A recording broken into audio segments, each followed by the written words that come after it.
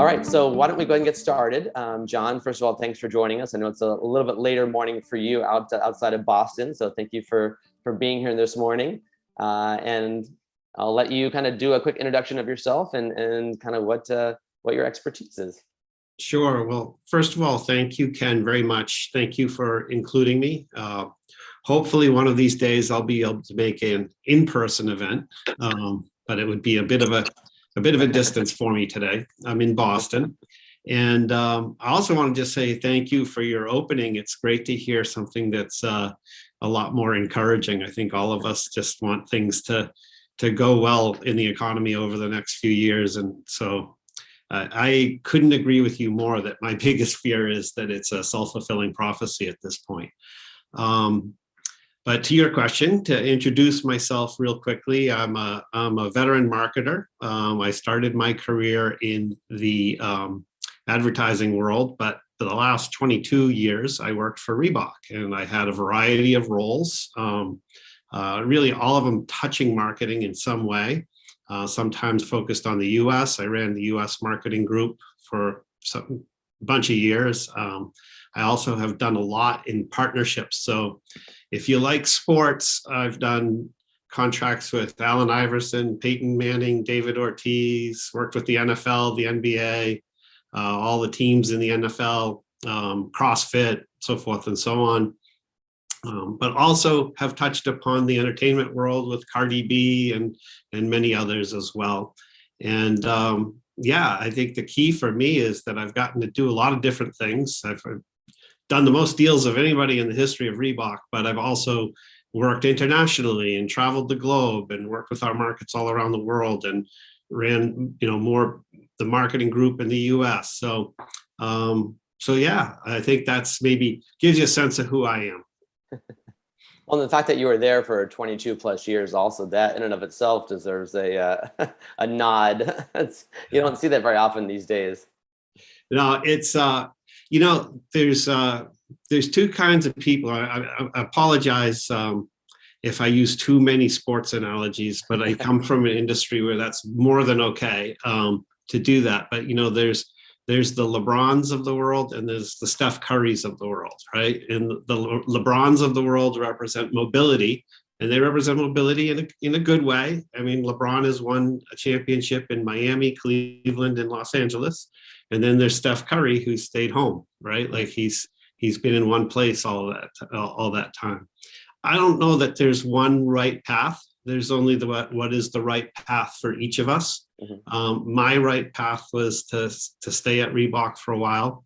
And there were two reasons for that. I was always having fun and I kept it different. Like I had the ability to do different things while I was there. It wasn't the same job or the same exact organization for 22 years. It wasn't the same brand for 22 years. So I think that helps you kind of keep it more interesting. To overplay the analogy, I think this is what, for Steph Curry this year, that team, it felt different for them. They didn't have Kevin Durant and they didn't have all that. So they felt like they had a new adventure. So then they had some new young guys to kind of energize them. So I think that's kind of an interesting part of it for me. Yeah, that's great. Yeah, that's one of the things that I talk about all the time also is, there's no need to change jobs just for the sake of changing, right? If there's something that you're missing or there's another opportunity to kind of accelerate your career, those kind of things that make sense. But there are a lot of people that decide to stay with their current company for a number of years, right? And like you said, if they're moving around, if they're constantly challenged, if there's other opportunities, if you will, even in the same organization, then, it's just fine. You're going to do quite well. Yeah. Yeah, I think it would be hard to do the same thing for 22 consecutive years. I think that would be, not so motivating. So I think that is just part of the key of it is that, I was with the same organization, but it was different. It was a collection of different jobs. Mm-hmm.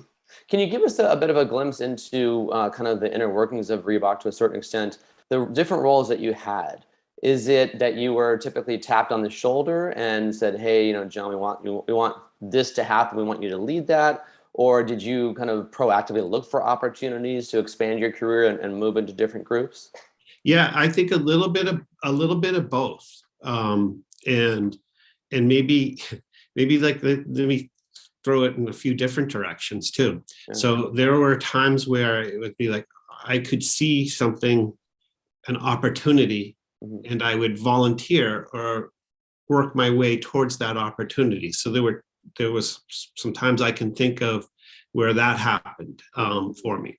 And then there were other times where somebody just said, hey, I'm going to change things up and I'd like you to do this. But there was also two types of that. There was times where I wanted to do that. That's great. That's a great opportunity. And there were times where I was like, yeah, I don't know. And I can think of one of those times when I was asked to head up US marketing and merchandising. It really was like not a great role when I went into it. It wasn't kind of considered, it didn't have a lot of juice. It didn't have like a big team. It didn't have, this, that, the other thing, but it turned out to be one of my favorite jobs I ever had. So sometimes you don't know too, right? Right, like sure.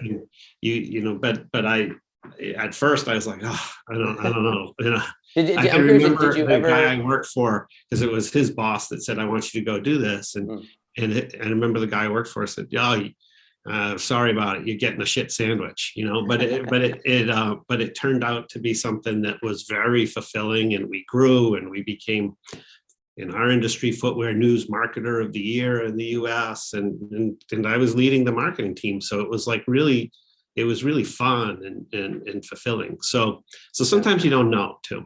Right, exactly.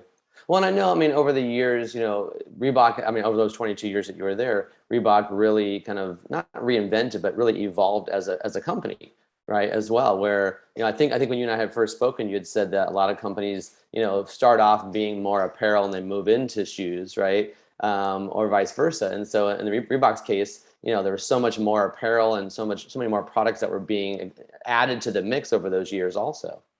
Yeah, Reebok came from really more of a footwear orientation. It was actually born in England in 1895, believe it or not, in J.W. Foster. And it was a fledgling little brand that a guy in the US got the distribution rights to. His name is Paul Fireman. And he built the brand so big in the US that he actually ended up acquiring the whole brand globally. And really started to make it a fitness brand, a brand that had as much strength with women as it did with men, and then got into sports as it went. And it always sort of had apparel, but kind of struggled on the apparel side over the years. But it was a lot of fun. It was validated by great athletes, and it became quite popular. Then along the way, he sold it to Adidas. So I was there for that part, and I was there pre-Adidas and post-Adidas, and it was two different companies, because being owned by this German entity was different.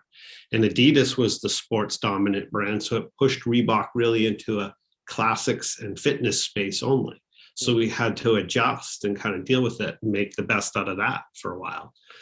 So that's a bit of a challenge as well. So yeah, there's always these kinds of, I think with any business, these evolutions and changes and things that sometimes it's internal and sometimes it's an external force that pushes you one direction or another. Right. Yeah, interesting. Well, and to your point about a couple of the, there's obviously a lot of influencers or stars that Reebok has supported and sponsored over the years. But a great question here from Joseph also, just talking about, kind of almost like what comes first, because how important is it to make the product eye-catching versus working with key athletes, right? Which comes first? Does the athlete come to you and say, hey, I want Reebok to create this amazing product? Or do you say, hey, so-and-so, we'd love to have you sponsor us. What kind of a product can we make for you? That kind of thing. Yeah, for the most part, it's a competitive environment to get the athlete or star or star entertainer to come with you as a brand. So you have to sell them on that. Now, if you're Nike, you work from this tremendous advantage because kids grow up and they say like, oh, I'd love to have a Nike deal, right? So they kind of have this overwhelming tie-breaking opportunity. So you have to, like, if you're working for an underdog brand, a Reebok or a New Balance or even a Puma or somebody like that, you have to find a way in. You have to make yourself different. One way to make yourself different is to offer a lot more money. Sure, that always helps. So that's one way. Another way is, to also you could try is to do like, hey, you're going to be special. If you go to Nike, you're one of 500. There's, or whatever, there's 250 NBA players that have a deal with Nike. If you come with Puma or you come with Reebok or whatever, you're going to be our special guy. And we're going to make a product just for you. And we're going to make it, with your design influence. You're not going to just wear our regular stuff. You're going to have your own signature shoe. And that's a different way to attract an athlete or a star. Same thing if it's Cardi B, like Cardi B wants something that is all about her. And so that's, I think, the way the environment kind of works out there. And like when you're in that world, you win some and you lose some. Sure. And even the big guys, win some and lose some. I'm talking way too much about Steph Curry, but there's a famous story about Nike, spelled his name wrong in their presentation and just they missed it. They missed it. And he ended up going with Under Armour. So there's, he kind of slid through the cracks, and Under Armour made him feel special. So there's some famous stories like that. And so are there, a question from Thomas about, how is name, image, and likeness changing the game for Reebok and other brands? And I guess a follow-on that I would have to that is, sometimes you start off with a sponsorship of someone, and then something comes out about that individual that's, it's far from flattering. Right. And then so that can negatively affect the name, image, and likeness also if they're affiliated with Reebok or whoever else it might be. But now this person's got a blemish. How do you manage through that as well? Okay, so I'm going to take the two questions. I'm going to separate them, and then we'll combine them. But just so we level set, name, image, and likeness is this major topic right now because the rules changed. So it used to be that an NCAA athlete or even a high school athlete couldn't do a contracted deal and still compete. So you couldn't compete for USC in football and have a deal with Reebok or Nike or Adidas or whomever. Basketball the same way. And in the last now just about 1 year, that has changed, right? So an athlete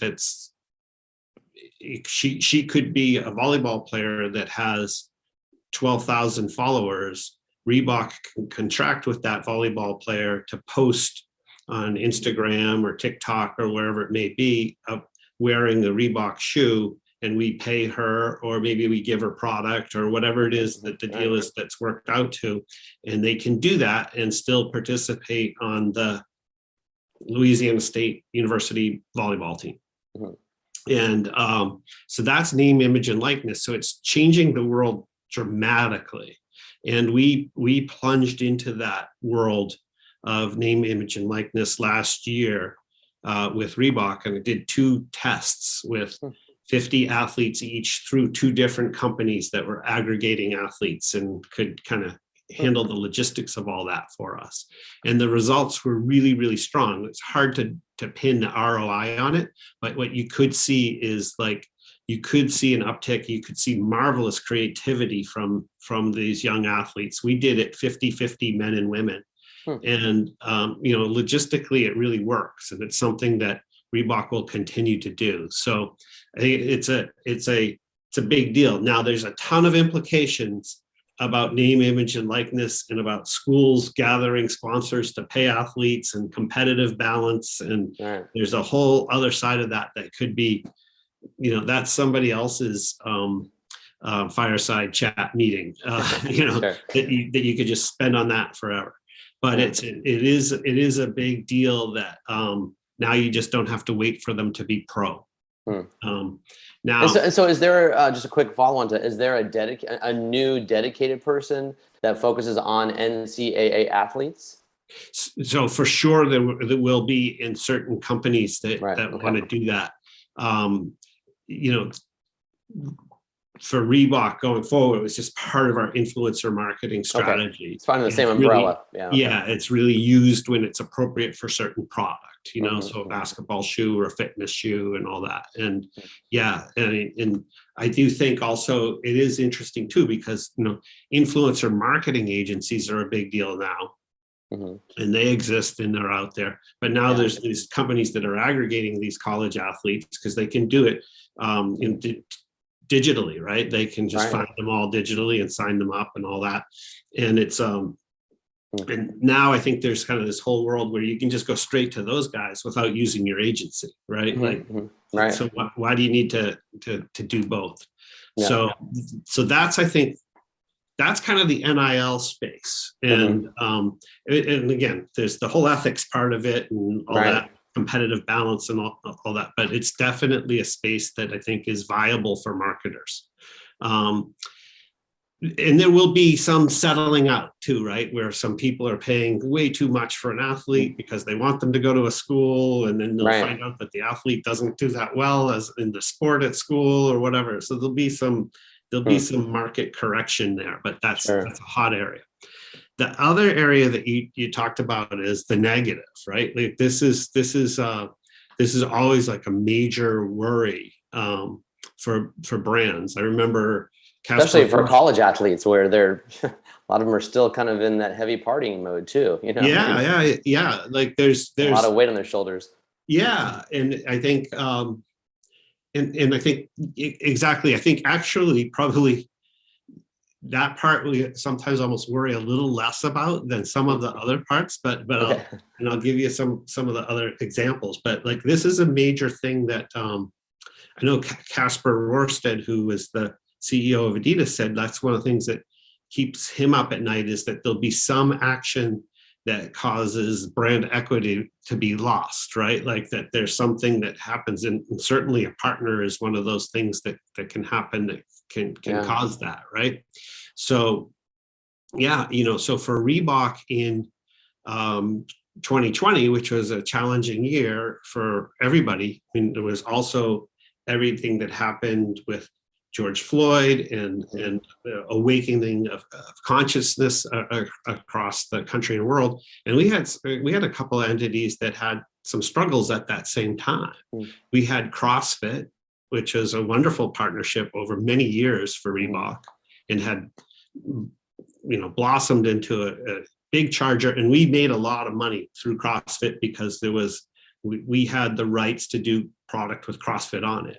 And it was a big deal, but the owner of CrossFit just did some horrible things and said some horrible things and really ended up, by the way, it's ended up in a better space. He sold the company and it's under more stable, you know, and CrossFit is much more than this one person.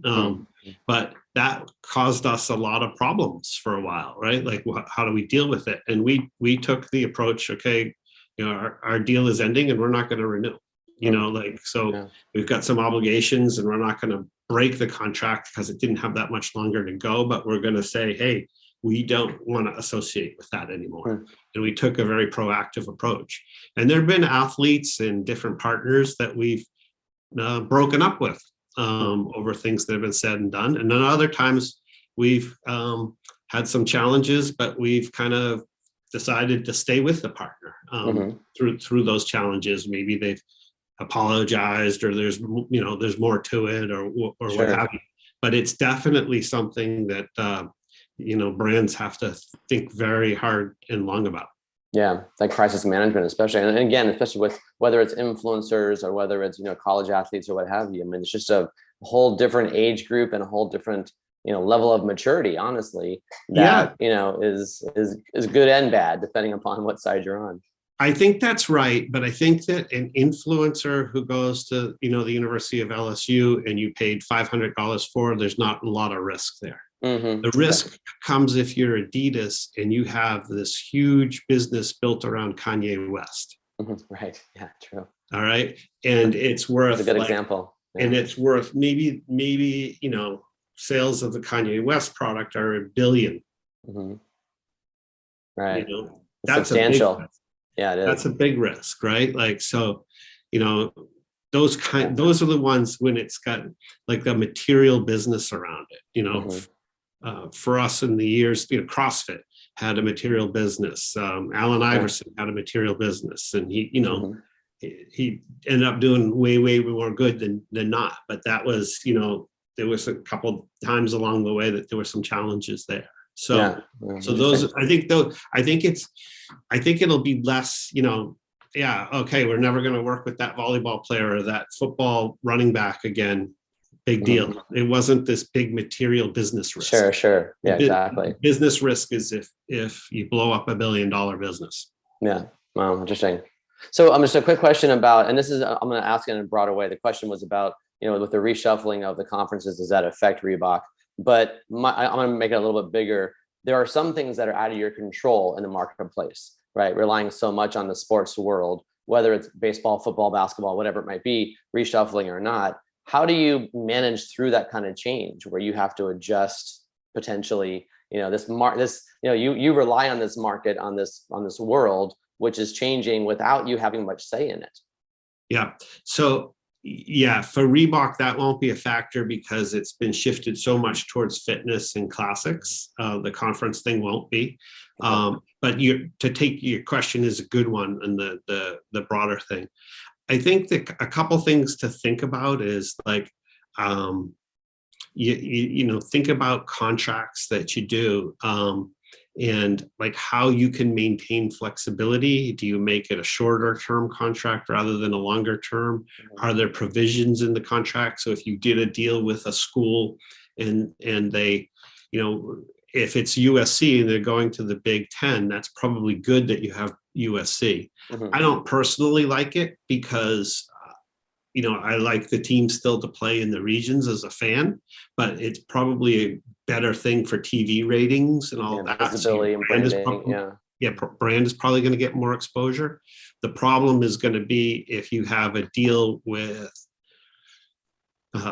Stanford and they get left behind in a weaker conference and they have less exposure because they're playing a weaker schedule or whatnot. Right. They don't play USC anymore, so and they're left behind if that happens. I'm not wishing any ill will on any Stanford alums that are on our call, but it's just like those, I think those are the risks that are out there. So then do you have a provision if you're not, in the same kind of conference? What happens then? This is where the contract, negotiations get complicated. We would do that kind of thing with athletes if they are injured and couldn't play for a year. Would the contract go on pause until they played again? If they fizzled in their career, could you then get out of it? Could you have reductions in the amount that you paid an athlete? Could it be very performance based?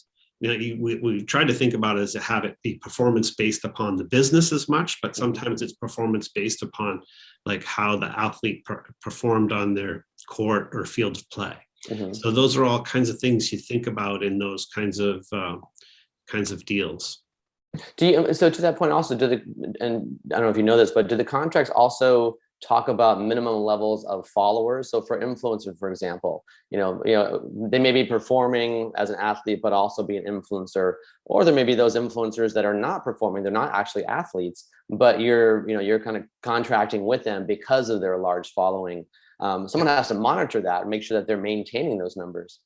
Yeah, so there's a couple things on that one. The number one is you probably know what they have as a following when you're going into it. So it's kind of like maintaining a certain level and maintaining a post schedule for you, and how much you're posting about, Reebok would be something that would be highly contested, but you probably already knew if they had 10 million, 1 million, whatever the amount of followers are that they have going into it.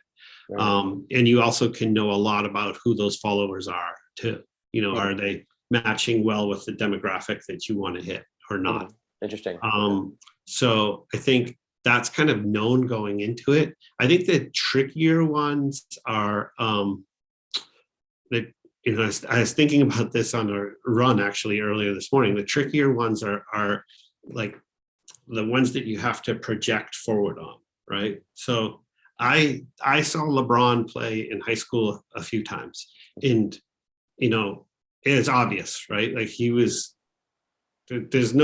was no missing that he is, whatever, a lot more than head and shoulders above everybody else, Right. that was on the court. He was waist, torso, head and shoulders above everybody else. And that's, but then there are the other ones that are trickier ones to project and tell. And maybe if he puts on 20 pounds, maybe if he stays healthy, all those kinds of things. And then you can go into a deal with Cardi B and you already know that she's famous and has a following and people love her music, but it's the athlete that not everybody knows to like and love yet. Right. But the industry knows enough that they're competing for that same athlete. Sure. So it's like, how do you project whether they're going to be good or not? I can do a deal with Tom and Jerry for licensed products, which we've done. Mm-hmm. And we can get research in China, US, Europe, and we can project how good Tom and Jerry is going to perform in the marketplace. Right. We won't always be perfect, but we'll have an idea. We'll understand how Tom and Jerry will do versus the Flintstones versus Minions, whatever it may be. But it's a little trickier when I say, hey, this kid that's coming out of high school, or he played 1 year in college or whatever, will they have this huge following? And it's not only will they be a great player, but will they be the kind of player or personality that people want to buy their shoes? Right, exactly. Yeah. Does that translate? Those are a little different. Those two things are a little different. Interesting. Well, I want to switch gears a little bit and talk about kind of the creativity piece of it. A great question that came up about working, I think from Masha, I believe. But talking about kind of, and this is again a broader question, but the decision to have a complete in-house design studio on the marketing side, but also a product design group, as opposed to working with creatives on the outside, right? How much of that interaction takes place? Are there specific determining factors to decide which way to go with working with kind of outsourcing and working with outside people versus keeping it all in-house? Yeah. So the product side is dominated by people that are in-house, that are designing footwear and apparel. Although there are times where there are freelancers that are used, and there's times that actually will use a collaboration with somebody else that's a famous designer or whatnot. So, and I think that the question on that is, it's probably just a little bit easier and more efficient to have the people that are in-house, and you can kind of chug through briefs and move work around, and you don't have to find them and hire them all the time. And it's just sort of like there's a little bit easier mechanism there for the workflow, because for a company like Reebok, it's like 10,000 products a year. Now, not everyone is new, because sometimes the white classic leather is the white classic leather every year or every season. But I think there's a lot of new ones as well. So there's kind of this kind of efficiency part of that I think you have to trade off with the freshness and creativity from the outside external world. On the marketing side, like the marketing storytelling and creative that we make, we've actually pushed more back in-house lately, and that was just based upon what we found was we were like driving ourselves nuts briefing and spending so much money on external agencies that we just found, like, for a lot of the work that was needed to just be simpler, we could just do it in-house if we had like a really cool creative team in-house to drive that. However, that creative team in-house relies a lot on freelancers. Well, interesting. So we would have a creative leadership kind of team in-house, and then they would bring in freelancers to kind of help get that work done. But we weren't paying people to, like, brief an advertising department internally, who then briefs us, advertising agency, who then the strategist rewrites our strategy and then comes back, and then the strategist sends it to the account team, and then the account team briefs the creatives. It was just like all this big engine of work that really didn't help. And so we got a little bit more efficient around that, I think to our benefit. And as a kind of follow on to that, where there's sneaker con, and there's this whole secondary market for shoes out there, which is I was watching a special on that about a month ago, and just phenomenal how much money there is in shoes, and such a collectible. But how do you then control, or can you control counterfeits, right? How do you is that I mean, I guess a big question is how do you control that? What do you do to maintain the efficacy, if you will, of your products? Yeah, no, it's a big deal in the world. There's a lot of work done through legal departments on that, and really kind of making sure that that they root out all of the counterfeiters. Unfortunately, over the years, a lot of the counterfeiters were in countries that weren't the U.S., so there's sometimes some different rules and all that, but you go after them, and you kind of try to get rid of that. That's part of the industry. It's probably an unfortunate part of it, because it results in a little bit of a loss of sales there. But I think that hopefully it's not too bad. Interesting. And you talked earlier about you kind of grouped Reebok in with New Balance, and I think you said Puma as well, kind of the mid-tier. I'm not sure if you have the right term or not, but do you find that there's a lot of shuffling of talent between those mid-tier firms because it's a similar kind of an approach on the marketing side? There's some shuffling of talent. There's a lot of non-competes in our world. Oh, interesting. And the non-compete can still happen in Massachusetts. There's a lot of sneaker business in Massachusetts. So you have 2 hubs in the US for the most part. Not that everything's in those 2 places, but it's Portland, Oregon, where Nike and Adidas are based. And then in Boston is Converse, Reebok, Puma, Asics for the North America, New Balance, Saucony. So there's a lot here in the Massachusetts area as well. So there is some, but there's also this world of non-competes, which is a big deal as well. So it kind of puts a damper on some of the movement around. But there are a lot of ex-Reebok people at New Balance right now. As an example, a guy that heads up Puma North America was ex-Reebok. So there's a bunch of movement around over time. Interesting. One of the questions from Joseph was about social media channels, and kind of, are there certain channels that Reebok invests in that shoe brands aren't using to their full advantage? Are there some up and coming ones, or are there certain platforms that really are kind of the mainstay? Yeah, so I think Reebok has a younger target, right? So just to kind of maybe answer it this way, Meta now, right, that owns Facebook and Instagram, we would not be interested in the Facebook side very much at all, because it's too many people like me, my age, that are on Facebook, but very interested in Instagram still. Instagram's still very, very viable. And TikTok is very intriguing for Reebok because of the demographic being younger. So, and then like in the past, like Tumblr and things like that were very interesting. And I can't say that there's one that's like that's breaking out, that's particularly, okay, this is the next great thing right now. I would say that the dominant spend in the last year is still Instagram. It is interesting. Okay.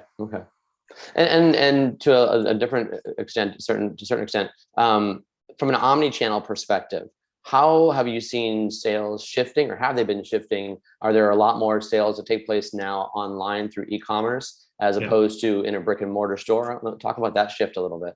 Yeah, I think in 2020, I think Reebok felt like that digitally, our e-com sales, like it exploded on for all the obvious reasons. Sure. And the pandemic was friendly to brands in our industry because people, everybody stayed home, so they wore a lot of athleisure apparel and wore more sneakers at home, and it was not friendly for Brooks Brothers, right? Like it was more friendly for us and Lululemon and others, right? That was more comfortable wear. And but I think what we would say is that we probably in 2020 accelerated 3 years worth of digital. Interesting. Now it's still in our industry, it depends on the brand. There are brands that are digital only, right? In our world, but in the case of Reebok, it's still, let's say brick and mortar or wholesale, as we say, it is still the number one channel. Okay. Digital is by far, the second biggest channel. Hugely within our wholesale base, though, are digitally based companies like Amazon, because Amazon's like a top 5 customer now. Right. Not just Foot Locker and Dick's Sporting Goods and DSW. It's Amazon is huge. And then what's become kind of a lot less important is our own retail. Whether it's full price stores or it's outlet stores. It's still a piece of the business, but it's not nearly what it was 10, 15 years ago. Interesting. But I would say 2020, it was like the trajectory we were on is like 2019, 2020 was almost like where you would have expected to be in 2023. And I think in 2021, it leveled. Like it didn't keep going crazy like that, but it still grew a little bit. And so I think that's kind of just sort of really super interesting. And also it just felt like as an organization, it just changed and moved. It was 3 years worth of learning that went on and adjusting and figuring it all out. Did it, a couple of great questions from Richard as well about affiliate marketing. So I guess, was that in place pre-COVID? And then now in 2022, what's the kind of the status with that? Yeah, it was in place pre-COVID, and it's still just an important part of what's going on. It's not the be all end all of everything, but it's in place. It accelerated, and it's part of that whole thing. So and maybe just another example though is like during COVID, we had to we redeployed a lot of people real time.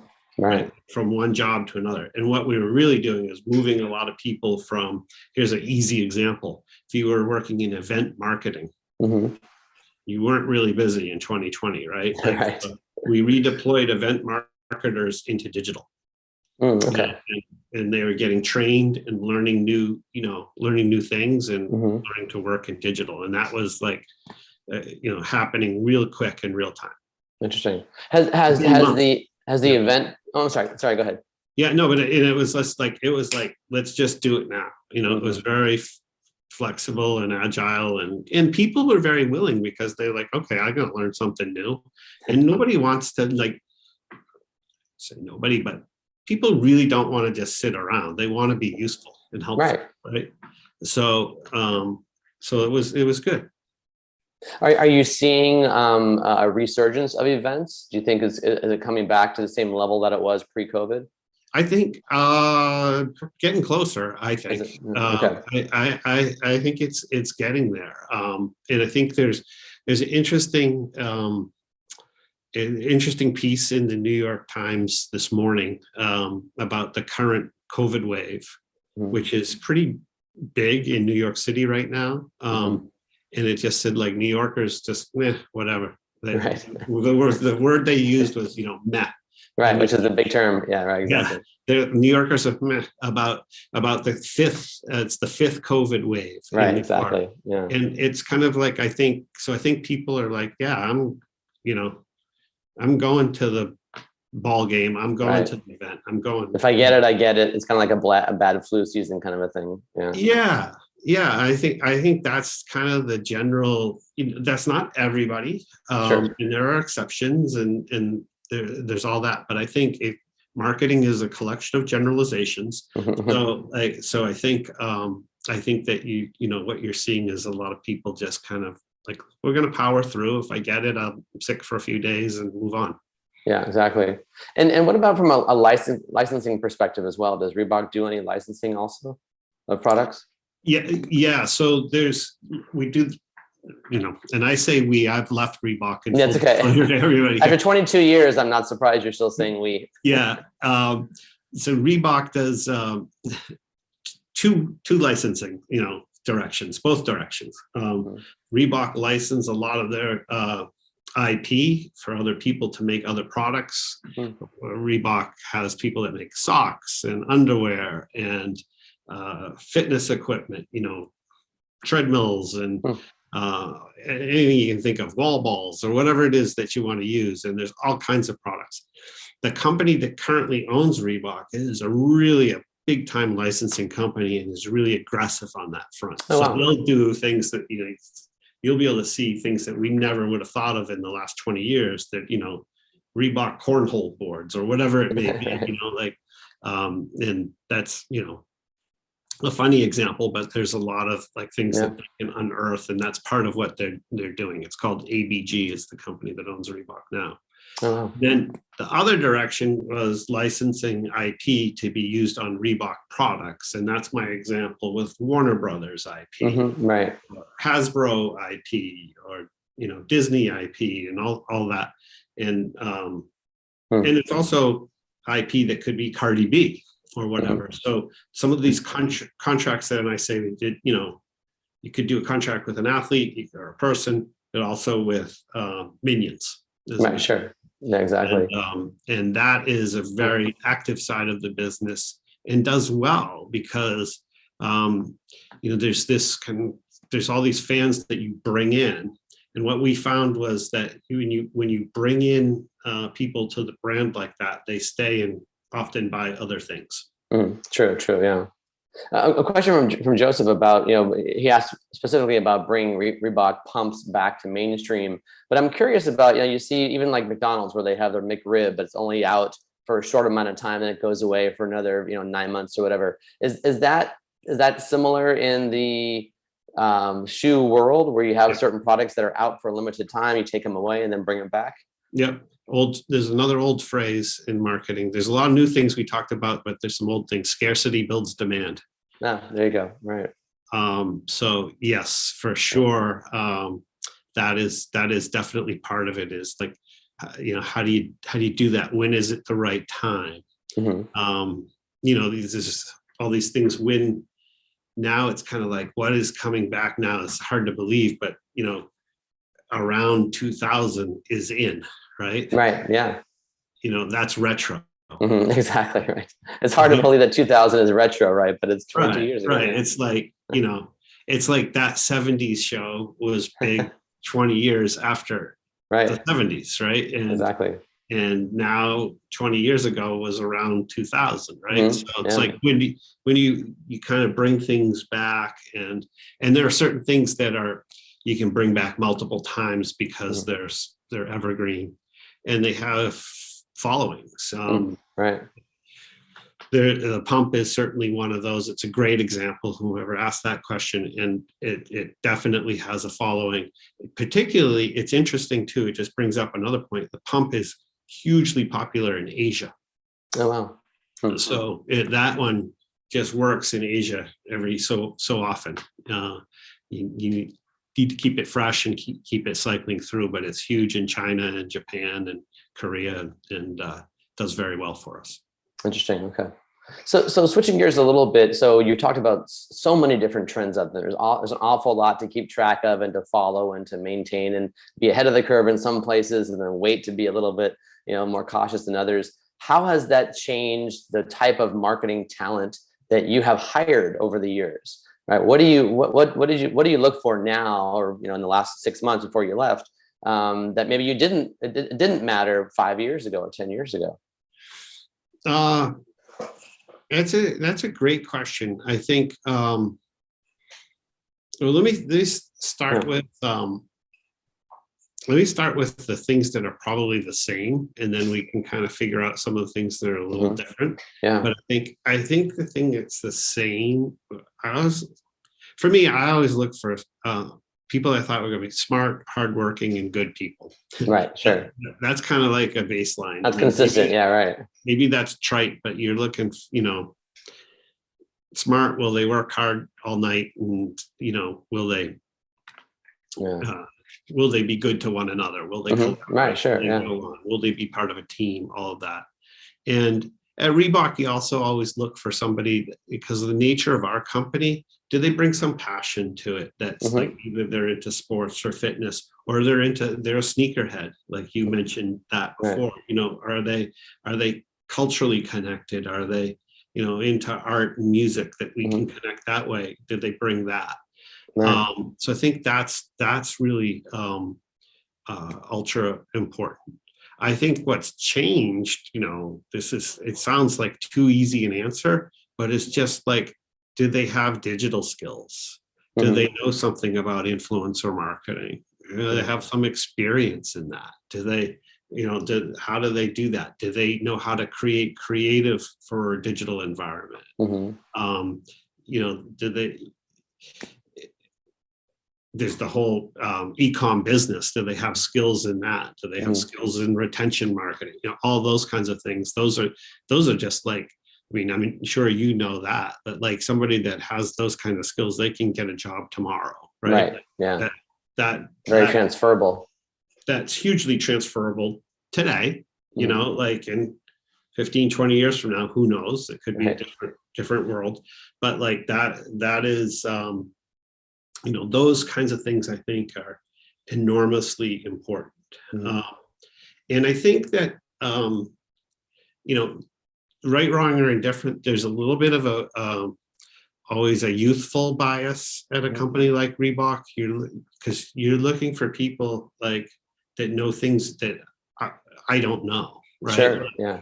That are in touch with the younger market, yeah. Yeah, that relate to that and can connect to that.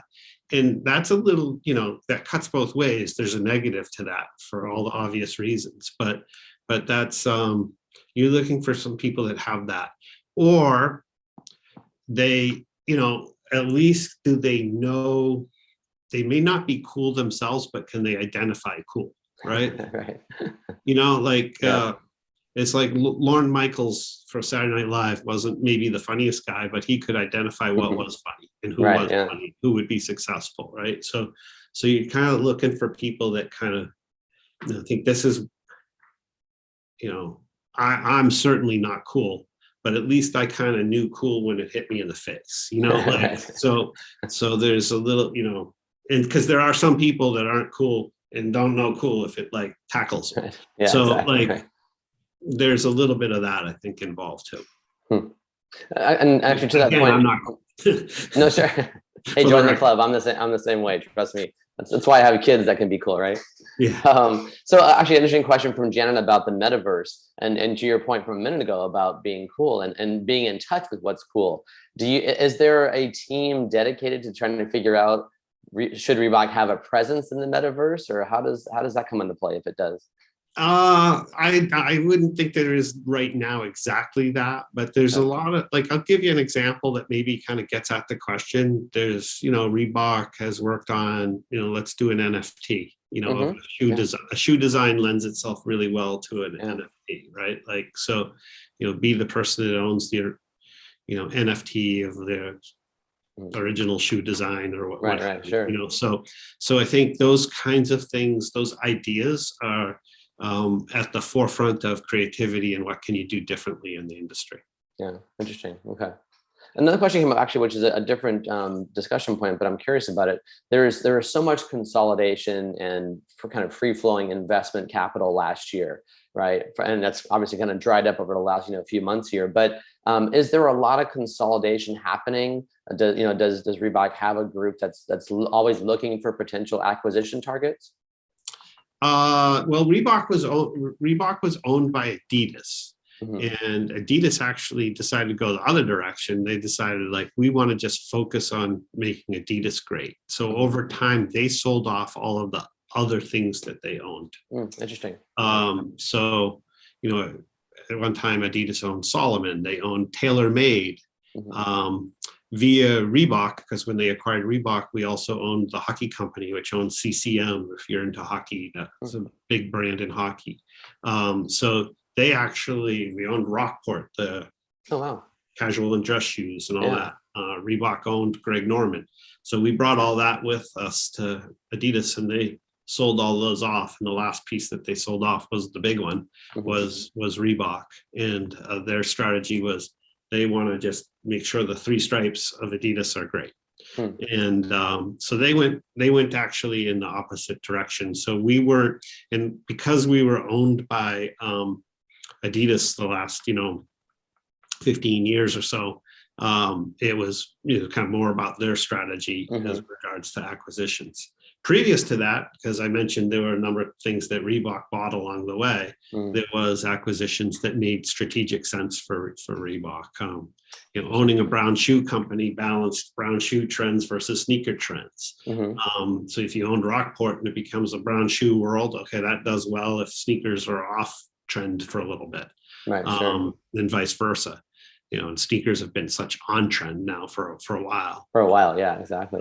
That it's a big deal. But like, that was kind of, we owned the hockey company because we had a lot of licenses with sports. We had the NFL license, the NBA license, the NHL license. So it made perfect sense in that regard. And are those types of licenses with obviously the big professional, leagues out there, are they pretty long-term agreements? Yeah, typically longer term, like be like an 8-year deal or something, of that nature. We did some long ones with the NFL and the NBA and the NHL, and they actually lasted into the Adidas acquisition.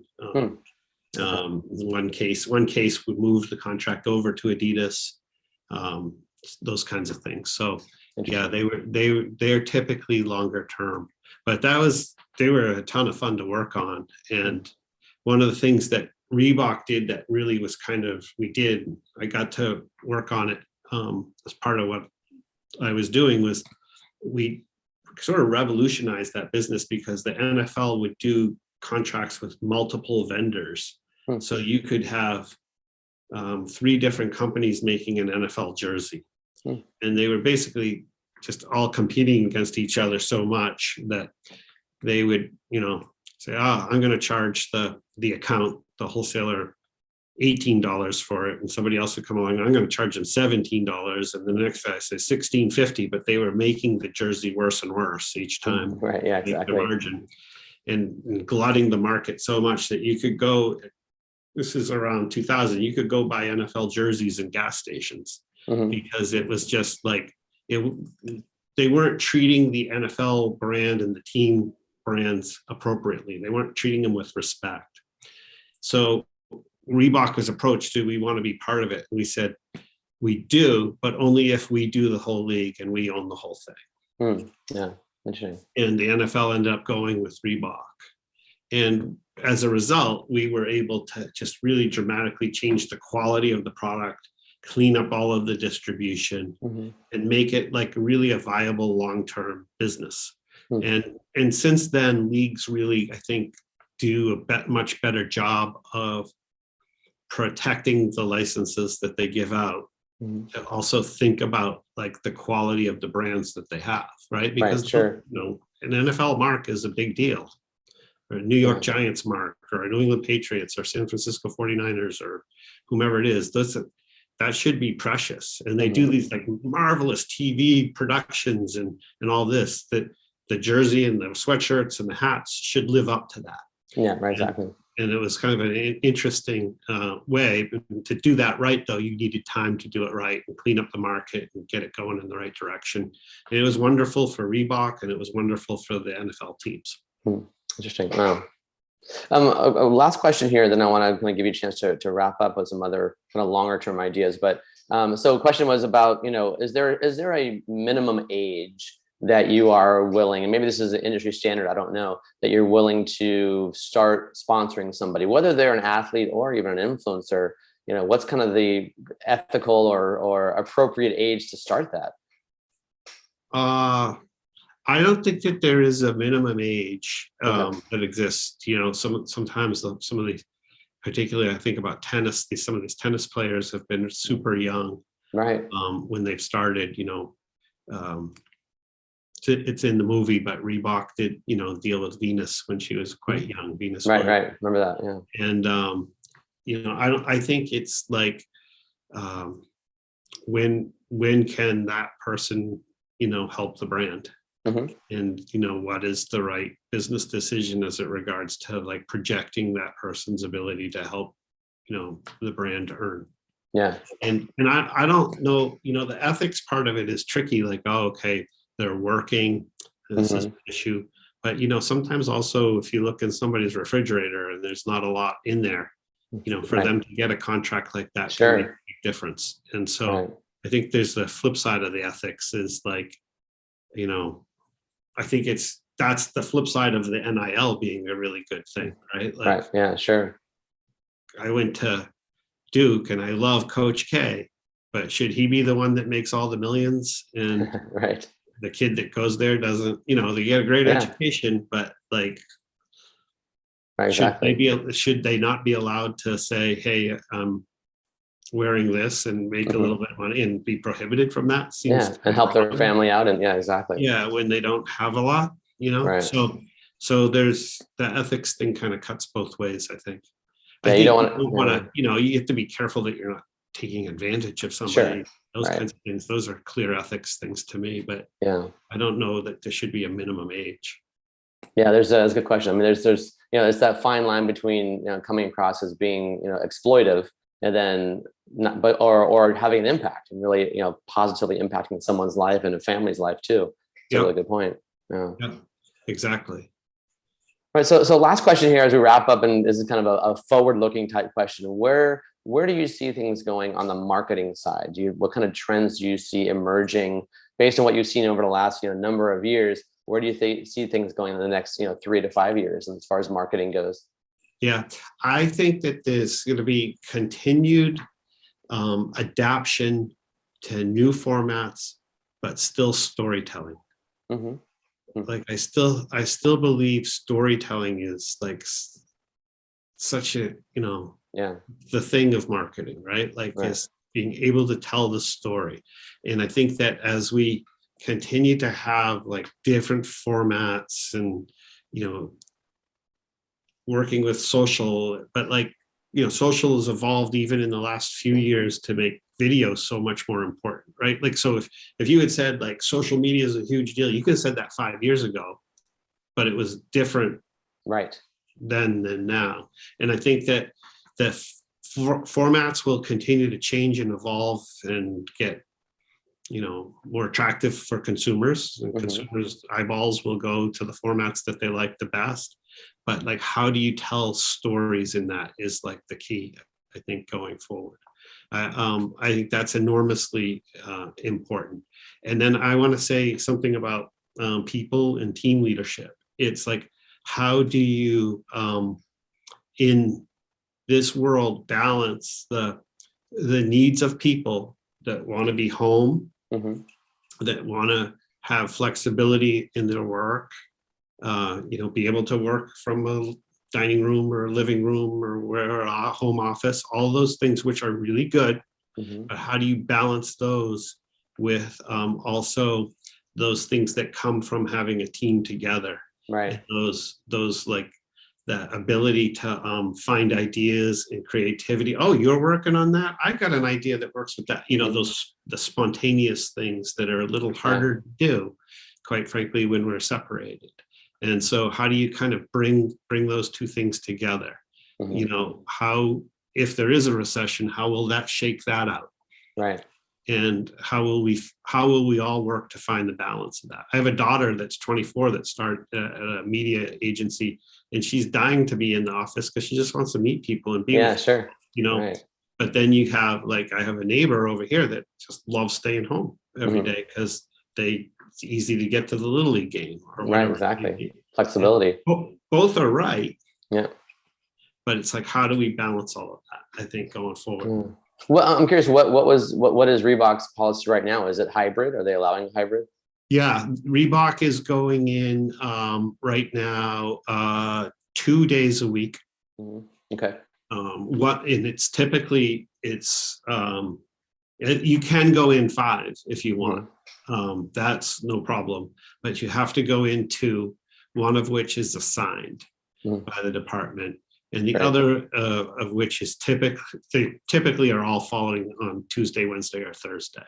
Gotcha. And the word on the street is that they'll move to 3 in that kind of a hybrid form. Sure.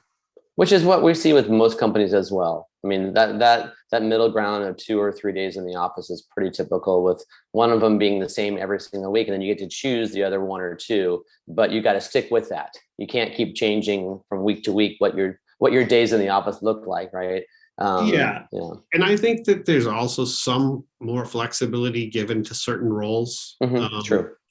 I think if you're a recruiter, there's more, hey, you can be home or whatever more often. Right.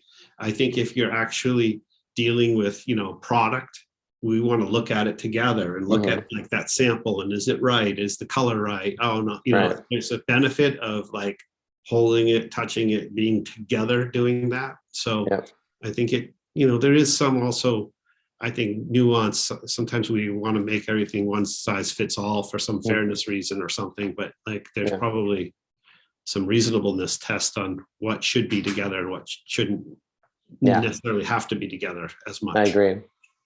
Yeah, and it's still a work in progress too. We'll see what the next couple of years, maybe the next 12 months holds also from that perspective. Yeah. It's kind of exciting to see it unfold. Actually, it is. It's fun for me to see the different worlds come about. Yeah, I keep saying it's a really, really exciting time to be in the people business. That's for sure. It's a lot of new trends out there. Yeah. Absolutely. So John, I know that you are on LinkedIn. If people have other follow-up questions to ask, can they reach out to you? Is that okay? Oh, 100%. Please do. I love. I know that a lot of the questions were coming through the chat, and I really appreciate that people were asking, and appreciate you including me, Ken, and it was a real pleasure to be able to do this today. Yeah, likewise. We're very, very happy to have you here. So you're getting a virtual round of applause from everybody. We appreciate you being here this morning.